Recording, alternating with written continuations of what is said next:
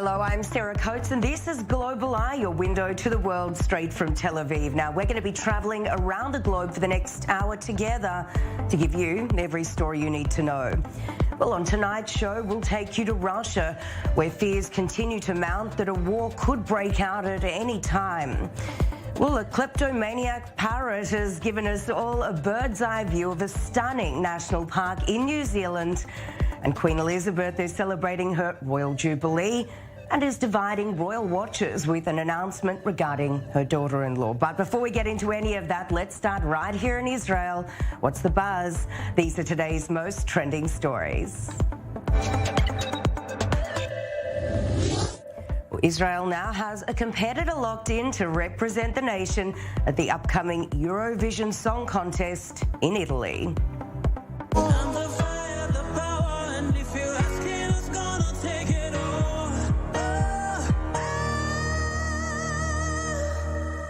You know I am.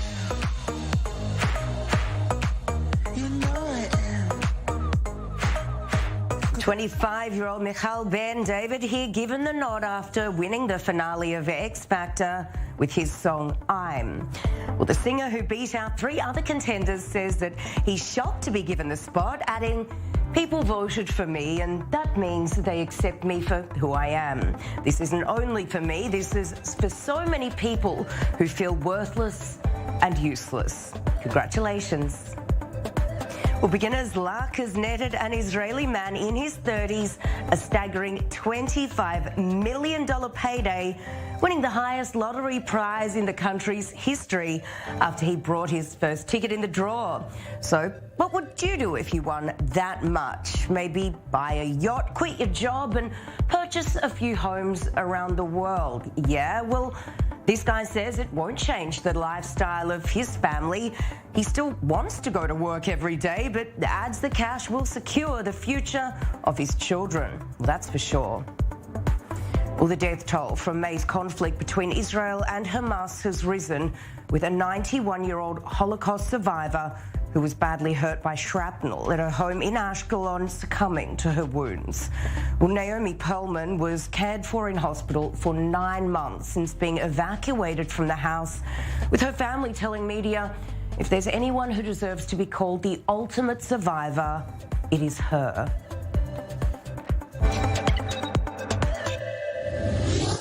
All right, moving now to the coronavirus front, and Israel's health system is under strain as the number of COVID patients is in a serious condition has risen now to past 1,000, the highest since the start of the pandemic. Well, despite that, the Cabinet today eased restrictions on the Green Pass system, banking on a continuing drop in the daily rate of new cases, which fell further to some 38,000 yesterday, although that also reflected lowered testing on weekends. All right, let's now bring in our correspondent Batya Levinthal. Batya, firstly, the Green Pass system is officially ending tomorrow in Israel. Break down what that means for citizens. Does it mean we can now roam freely anywhere? Yes, Sarah. Well, actually, at midnight tonight, that goes into effect, meaning that the Green Pass system, which requires you to either be recovered or vaccinated against the coronavirus, will no longer be needed at malls, restaurants, certain shopping centers, as well as outdoor venues. But it is going to still be put in place for those indoor venues of which the health ministry, as well as the Israeli government, considers high risk. So that is still going to be put in place, but optional to come down in the next coming weeks, depending on what happens with the numbers. The reality is after speaking to people here throughout the evening, there is sort of a sense of people really want to return to normalcy. They don't want to have to keep presenting these green passes, and they've become quite redundant, Sarah, if you think about it. These are passes that are supposed to indicate whether a person is vaccinated or not. And the reality is that so many people, with regards to this new variant of Omicron, are getting infected even if they have been vaccinated. And so the need for the green pass across health officials and the Israeli government, they are saying, is really obsolete and no longer in place, which is why that is no longer going to be enforced, not just here in Tel Aviv, but throughout the country of Israel, starting in just a couple of moments.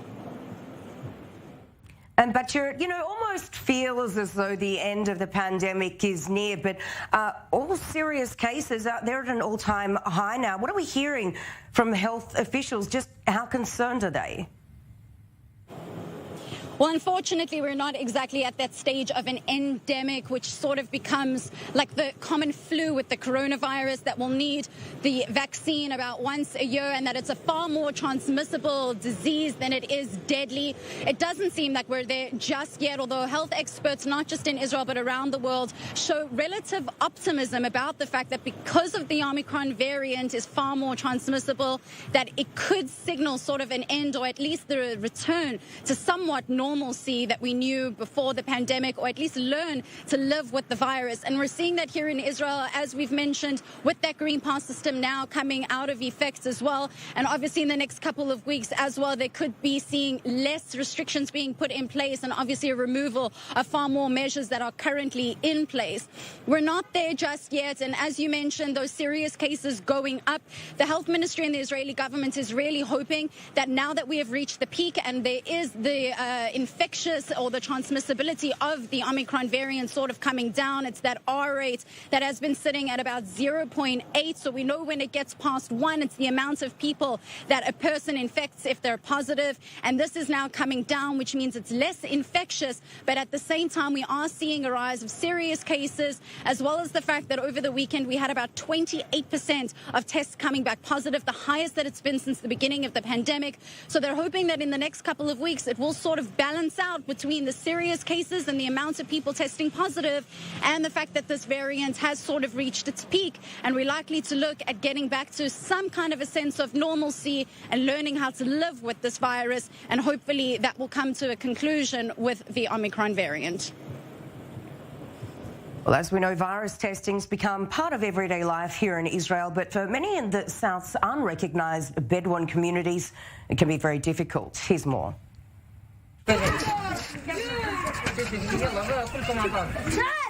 This testing site is in Azarnag, an unrecognized Bedouin village in southern Israel. These are villages which the Israeli government does not recognize as legal, blocking them from key aspects of Israeli infrastructure. It can be a challenge for locals to access official antigen tests because sometimes the nearest medical centers are over an hour away from these remote communities. This testing site is only one of many that Amir runs throughout the Negev, giving communities with similar constraints easier access to health services. The antigen testing is going over all the week, so it's not just today. It's taking place already like for the last few weeks, and it's being continuously carried out in our community.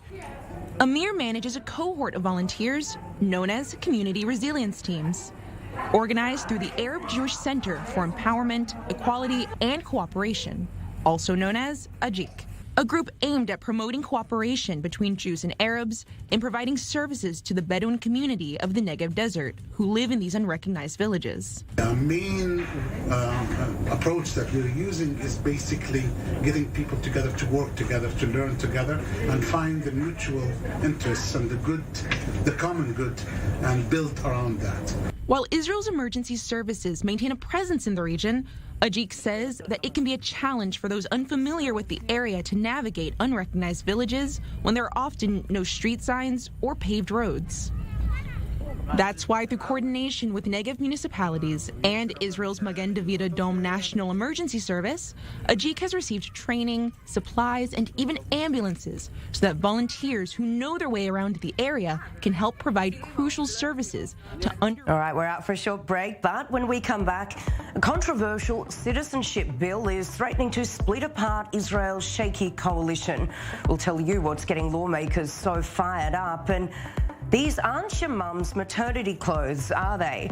We'll look into what's making pregnancy sexy right after the break. Don't go anywhere.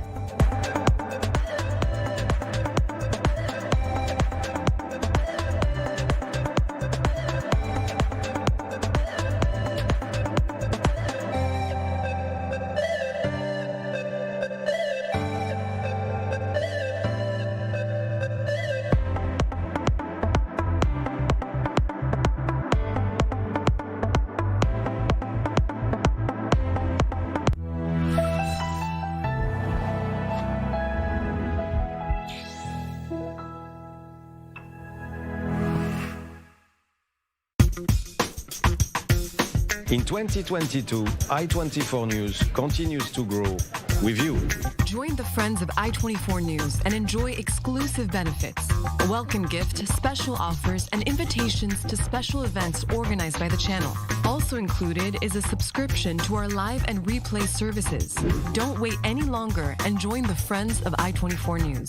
More information on www.i24news.tv. Breaking news again, but there's always more to the story, especially here in the Middle East. What's really going on in the region? Well, unless you're actually here, you can't really tell. Join us here at the beating heart of the new Middle East To get a true perspective on what's really going on. We're on the inside of political and religious passions in Jerusalem, breaking down the financial trends shaping the global economy, giving you key context, not just headlines, with the stories from Israel that touch the U.S. and those across the region with impact far beyond its borders. Catch the rundown where the Middle East meets the world.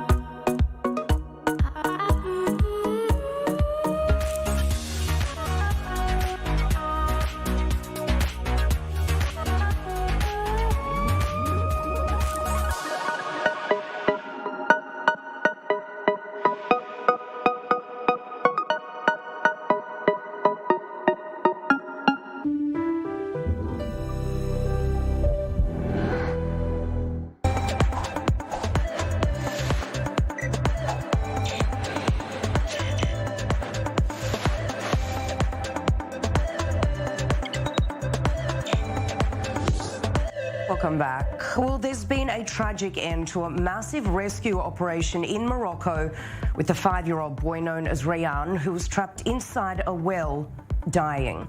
He fell into the well shaft last Tuesday, with the story gripping the country, with the tragic news seeing tributes pour in for the child, with the Moroccan king calling the boy's family to offer condolences. Well, the well is about 30 metres below the surface, with his mother raising the alarm when she heard him crying deep under the ground. Well, Israel has slapped sanctions on a number of Lebanese companies, effectively seizing their assets, accusing them of supplying materials to Hezbollah for the purpose of manufacturing precision missiles. Well, Defence Minister Benny Gantz making the announcement just days after he came under fire for saying that Israel offered to assist the Lebanese military several times over the last 3 months. Well, the seizure orders will see the companies blacklisted in global financial systems and will make it very difficult for them to continue doing business.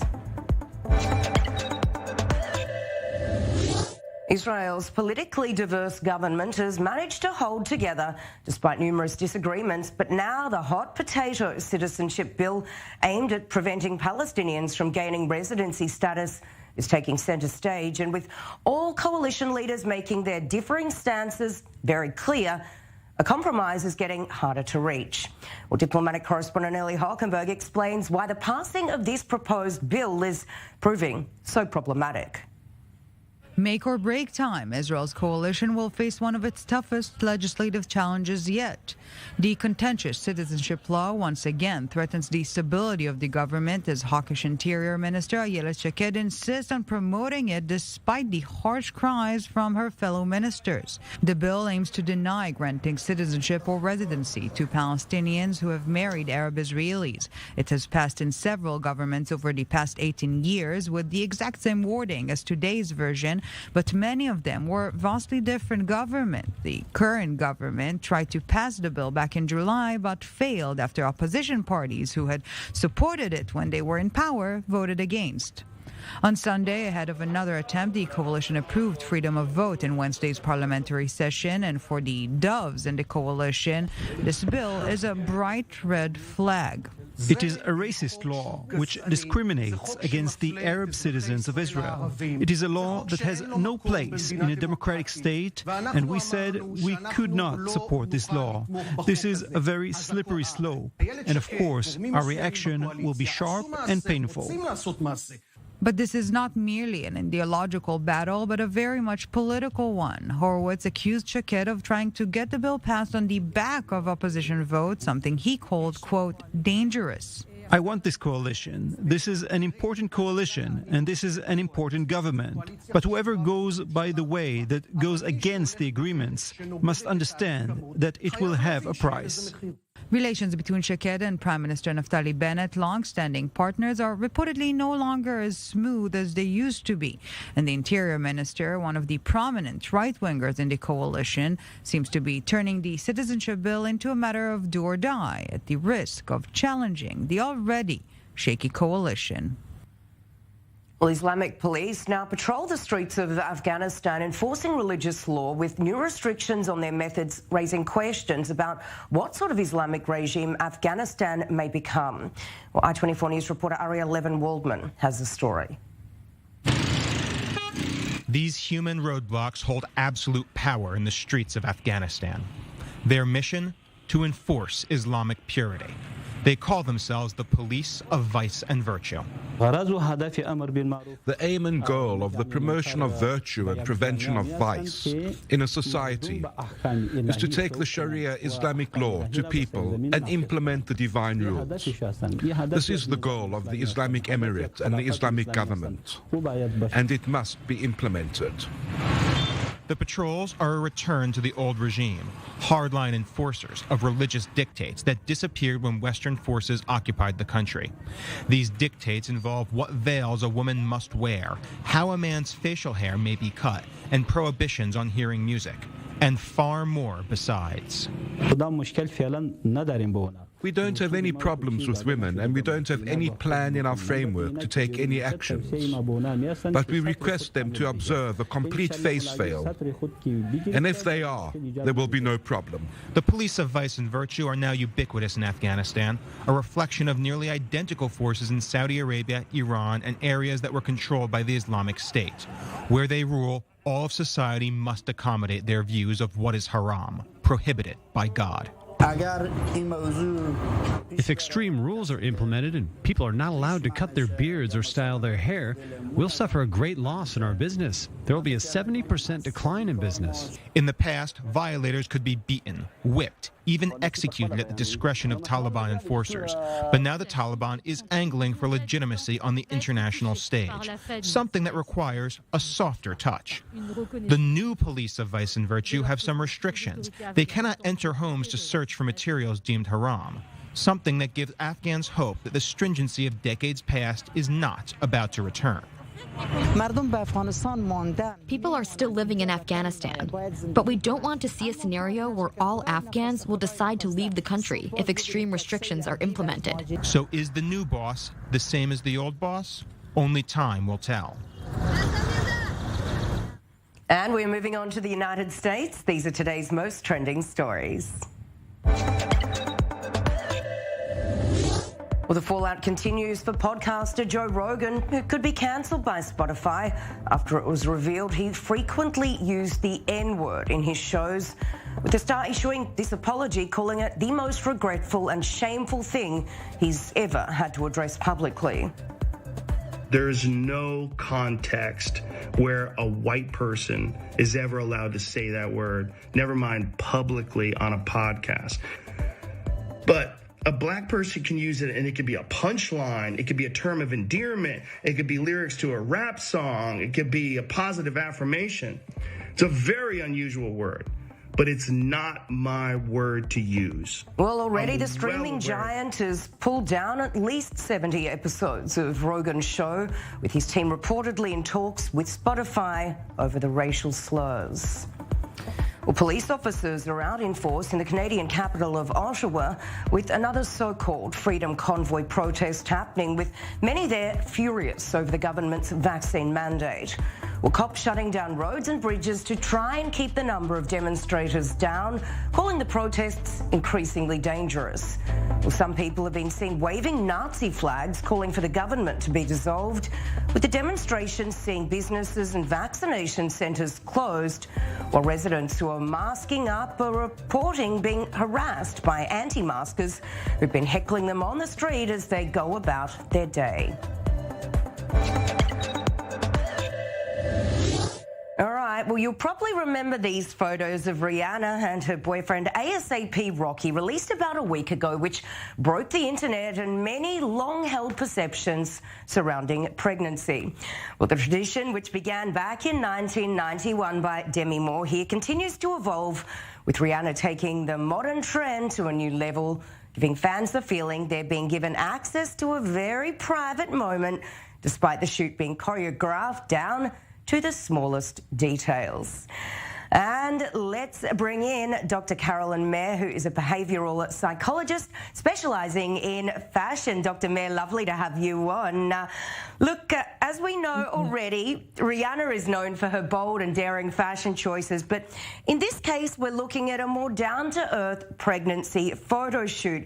What's your take on this baby bump shoot and the message that it conveys? Well, it's a beautiful photo, which really conveys that Rihanna is one of her fan base, that she belongs with her community. So whereas the other photos, for example, the Demi Moore one was very curated, this looks very natural. It looks like a picture of a young couple in love with the woman is pregnant. And it's ideal for the new demand for authenticity and not editing photos and having people who we can feel like we belong to. So if we're part of Rihanna's fan base, we probably dress very much like this. Yeah, it really... The Chanel jewellery. It really is evolving, isn't it, as you mentioned. You know, back in 1991, Demi Moore, she did cop quite a lot of flack for that shoot, with many people saying, you know, that it really lacked taste.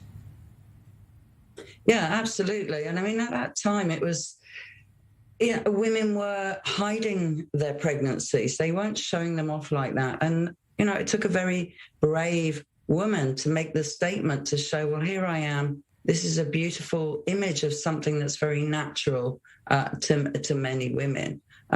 But she did take flack for it, just because it was a very different thing to do at the time.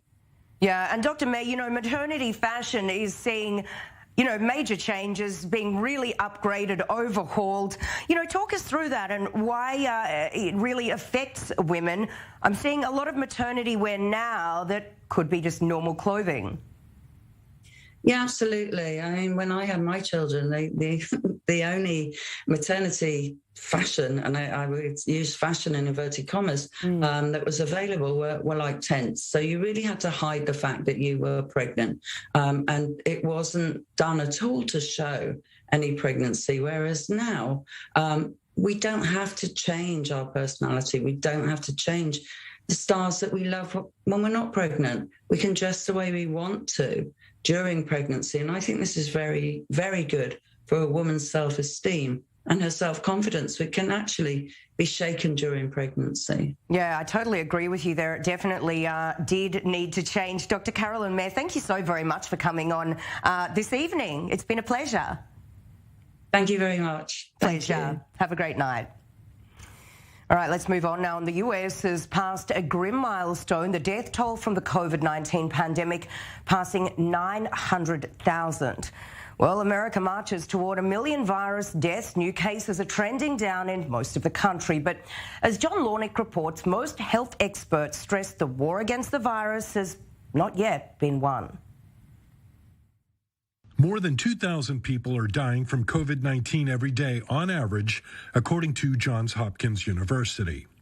The toll has been horrible and will continue to be horrible for several weeks as deaths lag cases. As for new cases, there are signs of hope in the U.S. as they're down in nearly every state.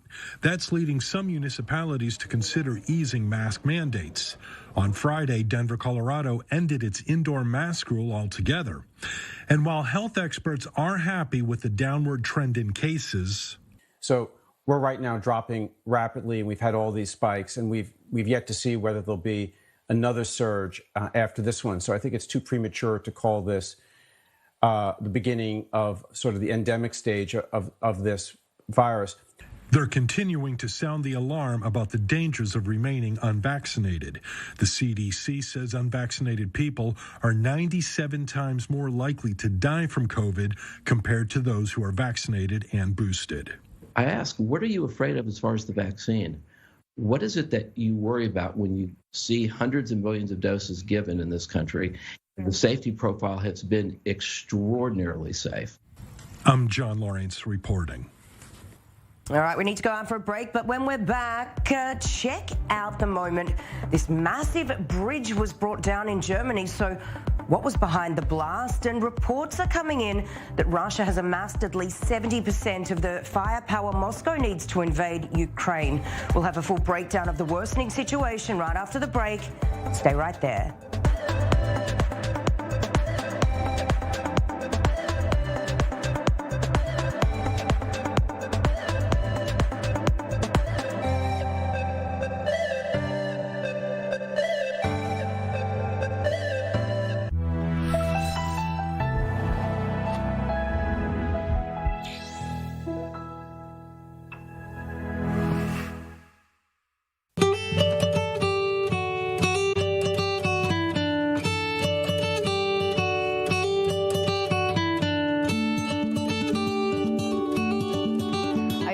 Today I'm making pizza with kebab, vegetables, made inside a tabbouleh oven. The dough is made Italian style with Italian flour and very little yeast. The idea is to combine a high standard, easy to digest dough with the local flavors that people love.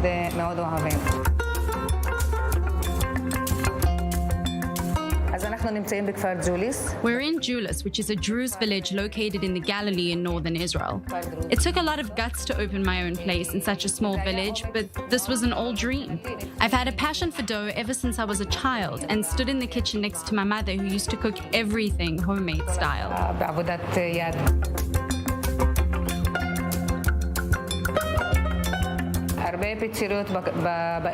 There are many pizza shops in the area, but at the same time, there's a stigma about pizza being unhealthy fast food. So for me, it was important to serve a different kind of pizza, which functions as a whole meal with carbs, proteins, and vitamins. The toppings are seasonal, and I try to use as many local ingredients as possible. For example, hyssop, thyme, and Arab cheese like brinza and labneh.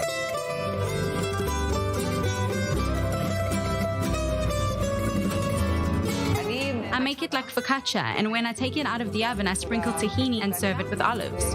It was important to me to combine the different culinary worlds together. I want to give the locals a chance to eat a high-quality pizza and try ingredients that they're not used to. It also works the other way around. Outside guests that come here want to taste flavors they don't know. It's something that intrigues them.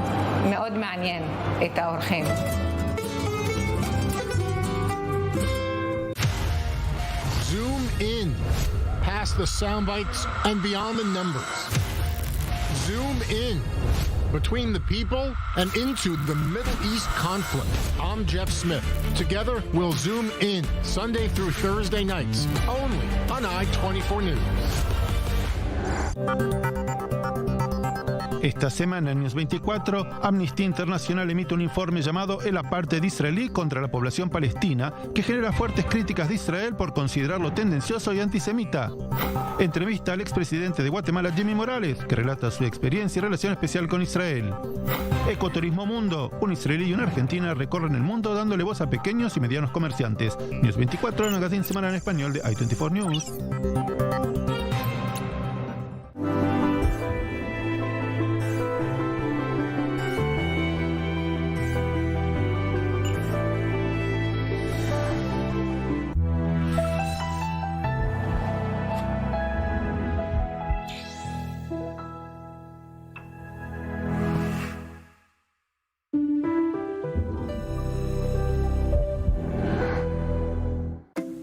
This is a very unique experience. You have people from all over who bring things from their countries and their perspectives. Really makes discussion in class great. After class, really fun as well. It's different, it's challenging, but it's so good. I got really impressed about the scholars here. They're really experts in their field. They really want the skills that you're learning to be applicable to like a potential career. That's why I decided Hebrew University in Jerusalem.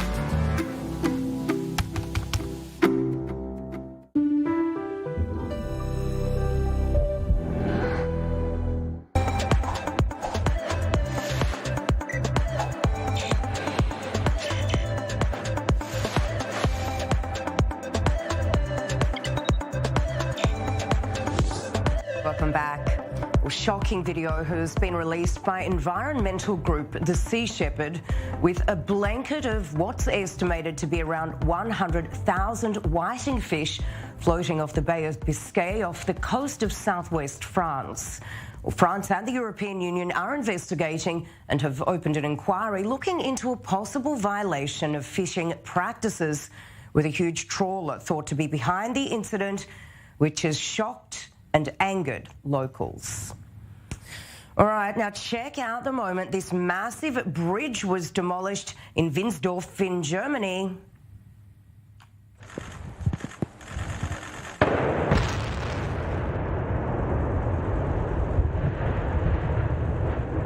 Wow, well, the 70-metre structure, which was more than 50 years old, is the highest bridge ever to be blown up in Germany, with the controlled demolition going exactly to plan, with the company contracted to bring it down needing more than 120 kilograms of explosive material to carry out that job. With the new bridge built next to it still structurally safe, with demolition experts saying it didn't sustain any damage in the blast. Well, an inclusion revolution is well and truly upon us, with this model here, a 22-year-old woman with Down's syndrome, signed by a major agency. Well, Beth Matthews from Wales started her career as a model a few years ago when her family recognised the growing demand for people with disabilities. Well, the agency, Zebedee, she's now with, launched 5 years back and is known as the world's leading supplier of talent with disabilities and alternative appearances. Good on her. Tributes are pouring in for Queen Elizabeth, who is the first British monarch to celebrate her Platinum Jubilee, reaching 70 years on the throne. Well, she'll celebrate the milestone in June, but has also used the occasion to elevate the status of her daughter-in-law, Camilla, who's the wife of her son, Prince Charles, with the Queen announcing that when Charles takes over as king, she wants the Duchess of Cornwall to be known as Queen Consort. Well, we're hearing today's celebrations were pretty low-key, with the 95-year-old presented with a cake to mark the occasion at her country estate. And royal commentator Angela Levin joins us now. Angela, great to see you. Look, this, of course, is a major achievement for Queen Elizabeth, isn't it? Look, not many other monarchs have served as much time on the throne as her, have they? Yeah. It's absolutely extraordinary. 85% of the population have never known another monarch in their lives. So it's absolutely huge. But there is one king who was been a monarch longer than her in 1634, I think, when he started his reign. He's French, King Louis the XIV, and he was on the throne for 72 years and 110 days. So we're hoping she'll hang on and beat that number. And tell me, you know, Angela, what does this announcement about Camilla say to you? Charles has really been pushing for this for a while, hasn't he? Well, he hasn't really been pushing. It's absolutely the right thing to do. If you are married to a king, you are a queen. It doesn't matter what anybody calls you. That's who you are. There's been this sort of enormous fuss about queen or princess. And it began round about their marriage in 2005, when Camilla was very unpopular.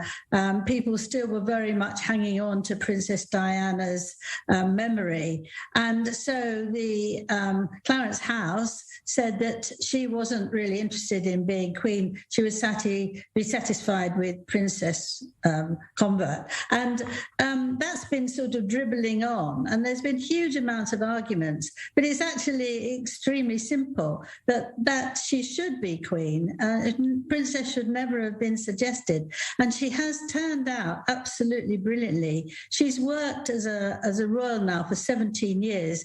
In her middle 50s, she completely changed her life, began to work very hard. She's changed. Prince Charles is now happy, he's relaxed. He would definitely be a better king. Prince Philip said that before he died. The Queen has realised that, and that's number one. The other thing is that she has raised so much interest in places which the royal family wouldn't go before. She's fought very hardly for women who've been abused. She's fought for patronages of people who have been raped. And she's very, very strong-minded about helping those who not many people want to help, because it's not sort of a nice charity that you go to and have a cup of tea and chat to your friends. She's done extremely well, and I think she will make a very, very good, stable, hardworking queen. And, we know that the Queen had a cake and a little bit of a celebration over the weekend. What is planned, though, for June? Yeah, well, it's been quiet today, really, because this is the day that her father died 70 years ago. So she didn't want to sort of have a ball and make a lot of fuss about it. But I've got a list here. We're all supposed to be able to have 4 days off work. And it begins with a big concert with famous stars, all run by the BBC. The next day is a military parade with 1,400 soldiers marching round the area on the horses, with the royals accompanying them on their horses. This is one of the Queen's favourite annual events. She loves the whole thing about the army and the royal family and the strictness they do when they march and move. That evening, 1,500 towns and villages here and abroad will light a beacon. So there'll be lights going all around the world to mark this special occasion. Then there's, on June the 3rd, there's a big service at St Paul's Cathedral. That's very important to the Queen, as is June the 4th, when there'll be lots of horses at Derby and Epsom. Well, Angela, and so it goes on. It's always good to speak to you. You've always got all the answers to all of our royal questions. Thank you so much. Have a great night. Bye. Bye. All right, well, the Olympic Games are now well and truly underway in Beijing, but because of how unreliable snowfall's become in the city, Olympic organisers are relying exclusively on artificial, environmentally unfriendly snow for all of the competitions. Here's more on the athletes' first impressions. Snowboarders from Australia and New Zealand get their first taste of man-made snow for the 2022 Beijing Winter Olympics, just days before the games are set to begin. Rising global temperatures have created the need for artificial snow to be used in the recent editions of the Winter Games. And with more than 100 snow generators and 300 snow cannons being used to flatten out the slopes, the Beijing Games will be the first Winter Olympics to use almost 100% artificial snow. The verdict from the athletes? So far, so good. The snow is actually really amazing, the man-made stuff, and I think because of how cold it is, it's really, you have to be really aggressive with how you ride, but, you just have to adapt. The Olympic Committee's decision to rely on man-made snow sparked controversy and concern for the safety of the athletes competing. China could need as much as 2 million cubic meters of water, enough to fill 800 Olympic-sized swimming pools, to create enough fake snow to cover ski runs and access roads during the Games, according to Carmen de Jong, a geographer at the University of Strasbourg. Despite the risks, competing on man-made snow appear to be out of a snowboarder's fairy tale. Like the snow's super grippy, it's super cold, so like when you set an edge in, you can hold onto an edge, because usually when you get to man-made snow and you rip into an edge, for instance, it slides out on you pretty easily, but with the cold temps here, it's like dreamy snow. If the fully artificial snow slopes at Beijing 2022 hold up and prove to be a success, it can open up the possibility for other non-traditional snowy cities and regions to bid on future Winter Games. All right, it's time for a break, but after this, we'll take you live to Russia as fears mount of war with Ukraine, and a sticky-clawed parrot takes us all for a ride through an exquisite national park in New Zealand. You're not going to believe what happened next. We'll have all of that and plenty more right after the break. Don't go anywhere.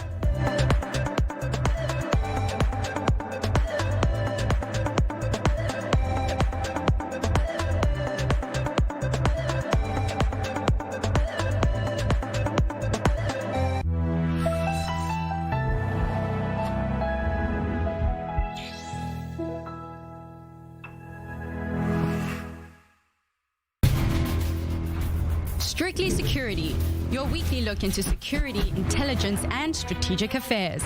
Our team brings the latest on the major international conflicts, analysis of the major security issues right here in the Middle East and around the globe. Join us for a close look at innovative military technology and get up to speed with what's happening in cyberspace. Saturdays, only on I-24 News.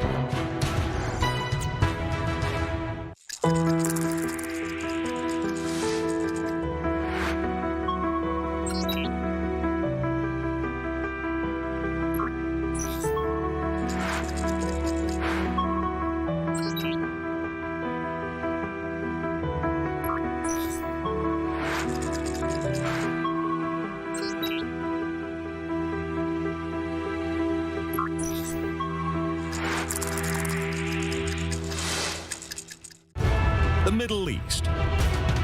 I-24 News is a witness. Our journalists live and breathe there every day. Get all the latest global news from our studios in Tel Aviv, New York, Washington, and Paris. Anytime, anywhere. Download the I-24 News app, available on Roku, Amazon Fire, Apple, and Google stores. I-24 News, see beyond.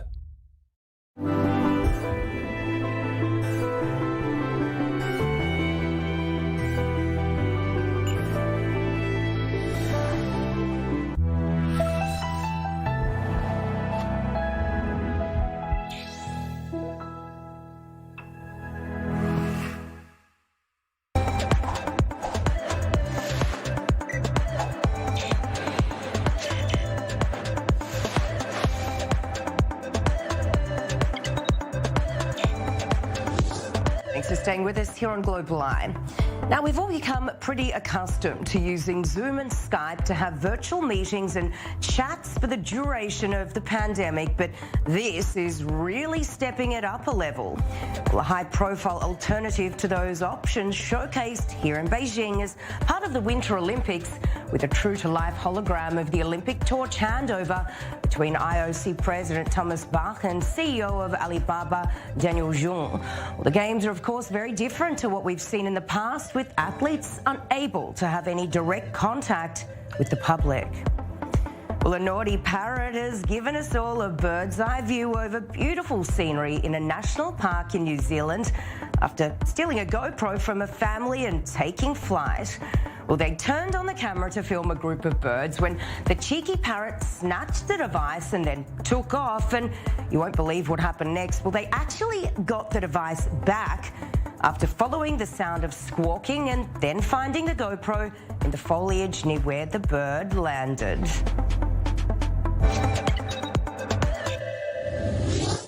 Moving now to the world's biggest international crisis as tensions on the Ukraine border continue to rise. Russia has reportedly moved fighter jets to Belarus, prompting several Western countries to send military support to the government in Kiev. Well, the White House suggesting that Moscow has assembled 70% of the firepower needed for a full-scale assault. It's also predicting that some 50,000 Ukrainians could die in such a conflict and that Kiev would fall within days. It's also concerned that an outbreak of war could see millions of refugees pouring into Europe. Russia's deputy ambassador to the UN hitting back at the US assessment, calling it madness and scaremongering. Well, around 100,000 Russian combat troops are reportedly positioned along Ukraine's northern, eastern and southern borders.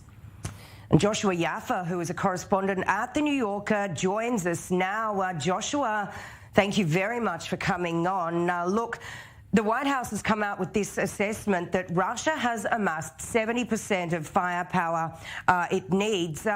What is Washington actually basing this situational analysis on?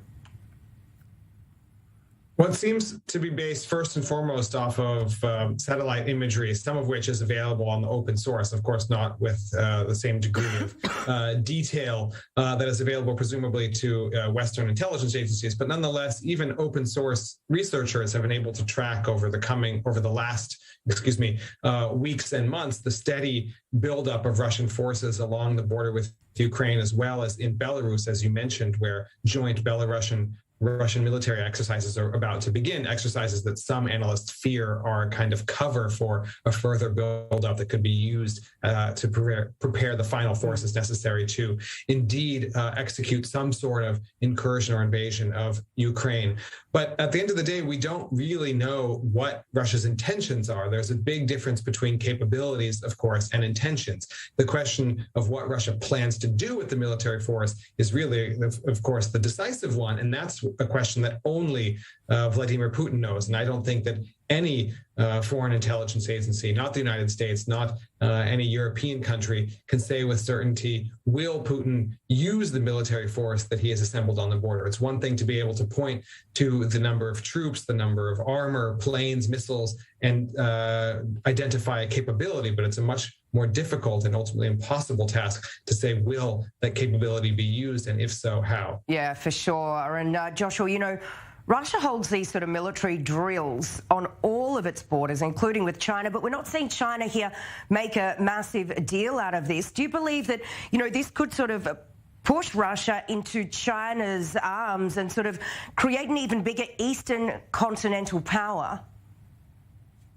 I don't think that Russia and China will form an alliance that really will unite the two countries in some sort of formal coalition or tandem that would act on the world stage together. Certainly, as far as the economic front goes, but I think also diplomatically, Russia is counting on China, and we've already seen that with the joint statement coming out of Beijing between Xi and Putin in recent days, that Russia is counting on China to be a kind of replacement partner or replacement source of economic and diplomatic ties as Russia has distanced itself from the West and now finds itself in a very openly antagonistic posture with the West, with the United States most of all, but Europe as well. There is a worry in Moscow. I think that officials here are pretty clear-eyed about the nature of the power hierarchy at the moment.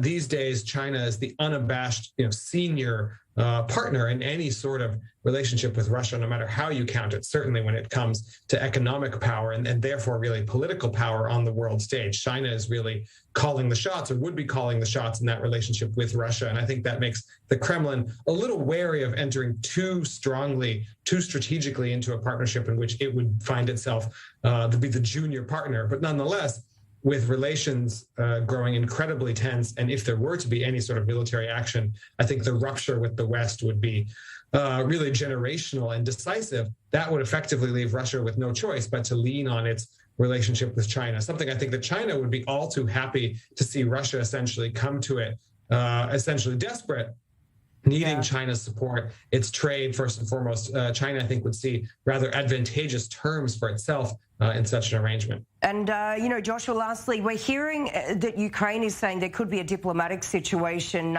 there in the works. Tell me, how likely is that?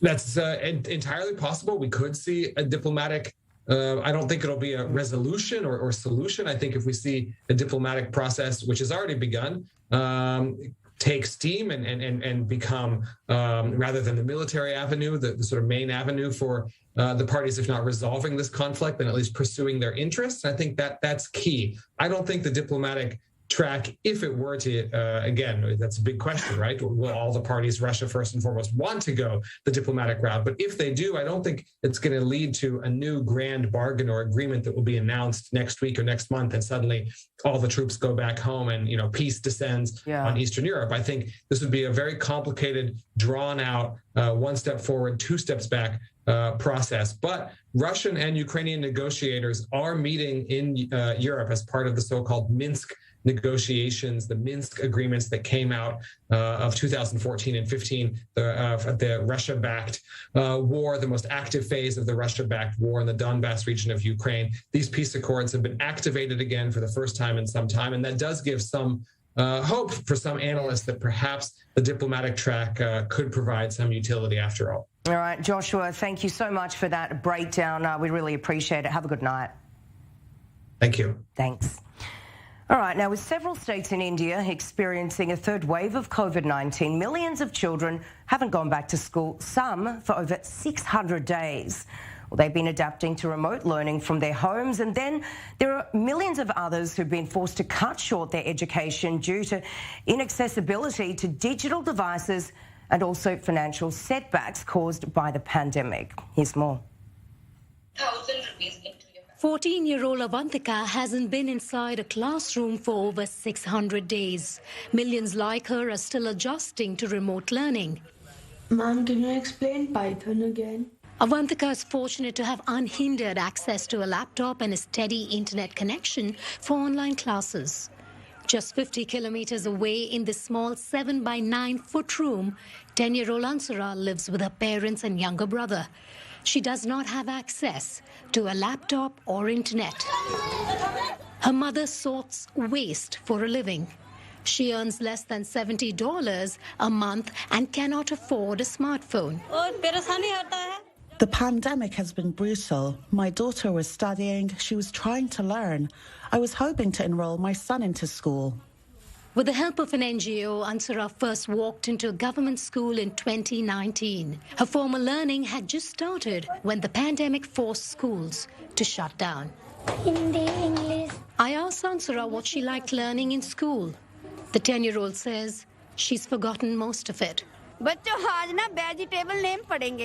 only exposure to learning that Ansara gets is when a member of the NGO sits with her in this public space by the road. She's one of many who desperately wait for these informal sessions. According to UNICEF, only 1 in 4 children in India has access to digital devices and internet connectivity. A March 2021 report by the agency says school closures have affected a staggering 247 million children in elementary and secondary schools. In its economic survey published last month, the Indian government says the dropout rate caused by the pandemic is yet to be ascertained. So currently, Experts say the learning loss for this generation could be irreparable, especially for the marginalized. So the dropout rate in India was 17% pre-pandemic, and we estimate that it's going to go even higher because along with lack of digital devices and access to online education, the income loss that their parents are suffering is also impacting children. Ansara hopes to be a teacher someday, but with the digital divide deepening an already stark socioeconomic crisis, her right to an education has been interrupted.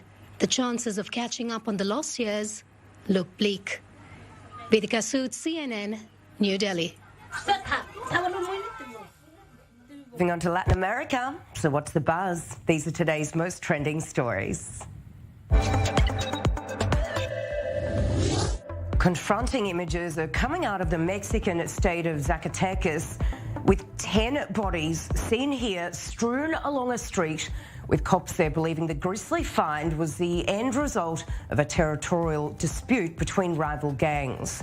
Now, violence in that state has been escalating over the past few months, with other incidents including public hangings from bridges and other public places. Well, just last month, authorities uncovered a van with the corpses of 8 men and 2 women, which was left outside the state government office. Well, Costa Ricans have gone to the polls today to cast their votes in the presidential election, with citizens saying they want their next leader to prioritise tackling corruption and also high unemployment rates.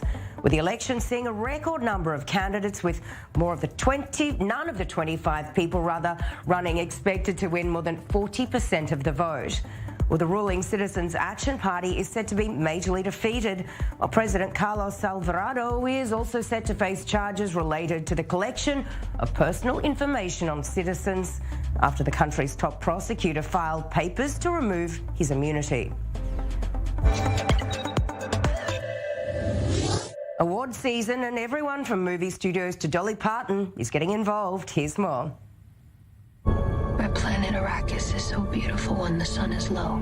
Dune has topped yet another movie awards nominations list, the British Academy of Film and Television Arts. Dune has 11 BAFTA Awards nominations. The Power of the Dog is a strong runner-up with 8, and Belfast takes the bronze with 6 nominations. All 3 are up for Best Picture. The 75th Annual BAFTA Awards are March 13th. Hello. Hi, welcome. Andrew Garfield did not receive a BAFTA nod for Tick, Tick, Boom, but he's guaranteed at least one honor this award season. The Costume Designers Guild is giving Garfield its Spotlight Award, which goes to an actor with an enduring commitment to excellence, including a special awareness of the role and importance of costume design. He'll be honored at the 24th Costume Designers Guild Awards on March 9th. Dolly Parton is a country music icon, so it makes sense she'd take center stage at the Academy of Country Music Awards. Parton is set to host the 57th ACM Awards in Las Vegas on March 7th, just a few days after the release of her next album, Run, Rose, Run. In Hollywood, I'm David Daniel. And that's all for today here on Global Eye. Feel free to catch up with the show on Facebook or i24news.tv. We'll be seeing you tomorrow, but for now, good night.